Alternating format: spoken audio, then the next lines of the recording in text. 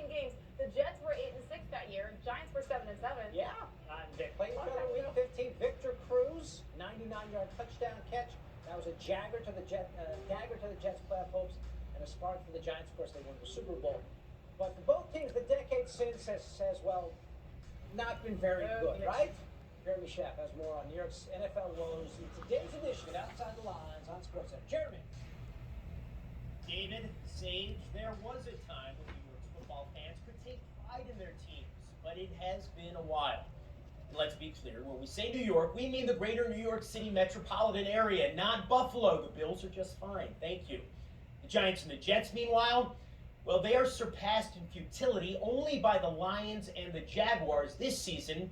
But if you're looking at the big picture of the last half decade, they're surpassed by nobody.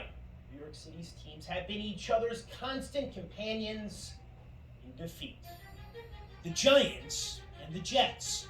For the last 62 years, the franchises have coexisted in the pro football universe. They're the only two teams that have been situated in the same market every season since the NFL-AFL merger. They've also shared the same home field for the last 38 years, which makes their dynamic unique. Historically, there are a few similarities. The Giants are one of the league's heritage franchises, with 8 NFL titles, 4 in the pre-Super Bowl era, and 4 Super Bowl wins. And the Giants have won Super Bowl 42. The Jets have won 1 title 53 years ago. The game is over. The New York Jets are the world champions. In 97 seasons, the Giants are 76 games over 500. In 62 seasons, the Jets are 112 games under 500. But in the last 10 seasons, the teams have moved much closer together. Winning seasons during that time, the Jets have 1. The Giants 2. Playoff wins, the Jets have none. The Giants, none. And in the last 5 years, they are the co-worst teams in the NFL, with identical dismal records. Both the Giants and the Jets are 22-58 since the start of the 2017 season, which has made autumn in New York a football wasteland. The quarterback is regressing, the coaching staff is clueless, the team is terrible. This season cannot end fast enough. To be clear, it hasn't just been the losing. It's been the spectacle of assorted fiascos as well, like the infamous boat trip in 2017. The Giants were 11-5 and heading to the playoffs, but instead of prepping and resting for the game, some players went to Florida. Since that ill-fated voyage, the Giants have lost more games than any other team in football, if you include the playoff defeat that immediately followed. As for the Jets, there was the Adam Gase era, a 2-year-long fiasco. What the hell is going on? Adam Gase is the worst coach ever. This year, more New York parity. Both teams 4-12, but 4-12 in different ways. The Giants have been outscored 394 to 251. Only Jacksonville has scored fewer points. The Jets have been outscored 477 to 300. No team has surrendered more points. But the narratives around the Jets and the Giants are different. The Giants seem helpless and hopeless. The Giants' quarterback situation is, well, unsettled. Their second-year head coach beleaguered and bewildered, but apparently returning. The toughest thing to change in a club is the way people think. And they got to trust the process. And that's a lot easier said than done when they're looking up right now and you got 1 game left and the most games you're going to win is 5 this season.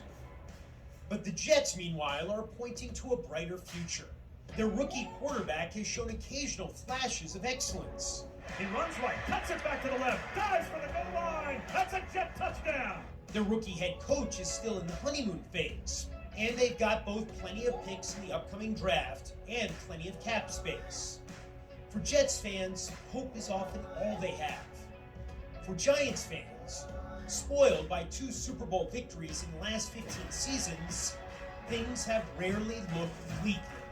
The Giants and the Jets, as ever, 2 franchises divided at the moment by a common record. And for more, we are joined now by Ian O'Connor of the New York Post. He has been covering New York's teams as a reporter and columnist for more than 30 years.